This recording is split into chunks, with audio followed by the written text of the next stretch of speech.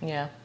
I agree, and I think that we both do those things. But one of the things you were talking about, mental health and mental wellness, that I wanted to just mention is because I know that there are lots of people who deal with it, and people don't generally talk about it. So Sure. when I was in college, I realized that at Howard University, I realized that I had a propensity to depression.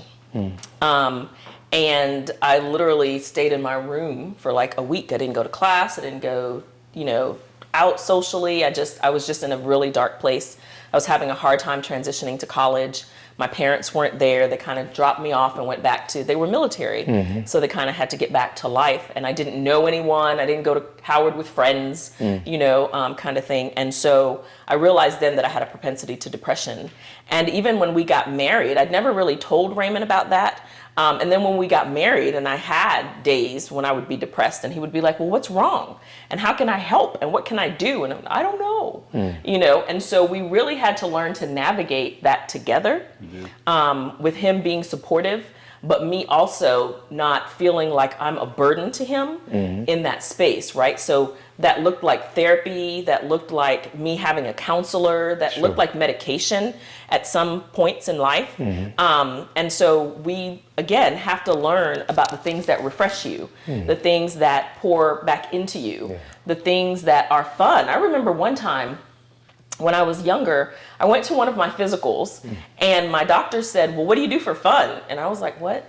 What do you mean? What is fun? What are you dangerous, asking me? right? Right? And I really had to then realize that what do I do for fun?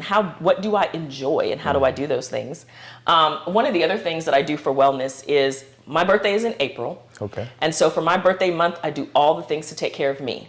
I go get my mammogram, I get my physical, I get my eye exam. I do all of those things to take care of me because it's my birthday month. But it also helps me to remember when I go to the doctor and she's like, when's the last time you had a physical? April. When's the last time you had a mammogram? April. That also means she celebrates all of April, so it's all of April. Ain't nothing wrong with that. I'm right there with you. Party all April, right? So just little things that we've tried to do over the years, and then we've also been transparent with our kids about that. Our boys have gone to therapy in their adult life because they've seen us go to therapy, because they understand the importance of that. They understand the importance of talking through things with someone else. You just got to go talk to somebody else. Right. Sure. Stop talking to yourself in your head.